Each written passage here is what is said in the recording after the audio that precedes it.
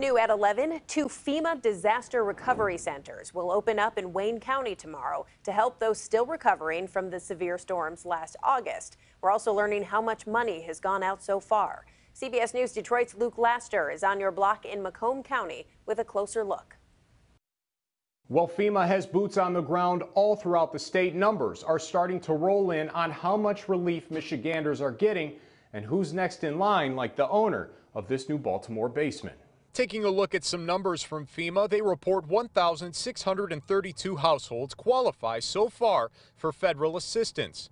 $4 million in housing grants has been distributed and $635,000 for other disaster-related needs such as medical expenses and personal possessions. Additionally, 6 small business association loans have been approved for $144,500. Sources tell CBS News Detroit over 50 homes in Macomb County, which was rocked by flooding, were qualified. It really opened my eyes that even though we did go through a lot, we were blessed. Lucas Stoles owns the property at the corner of Washington and Alfred in New Baltimore.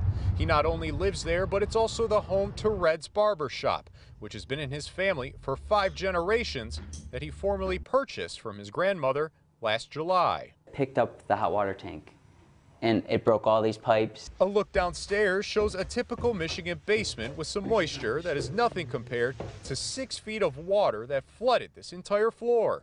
Be careful. Even though it's 6 months later and a lot of things look fixed, we're still dealing with a lot of things that are underlying. You know, you can't see it with your eyes. Stoll says he just submitted an application for federal assistance and adds FEMA will be in his basement later this week for inspection. Above all, he says after filling out the application, he's glad nobody was injured as a result of the flooding or worse. A lot of the questions were, did we have any funeral expenses? You know, did we lose our car?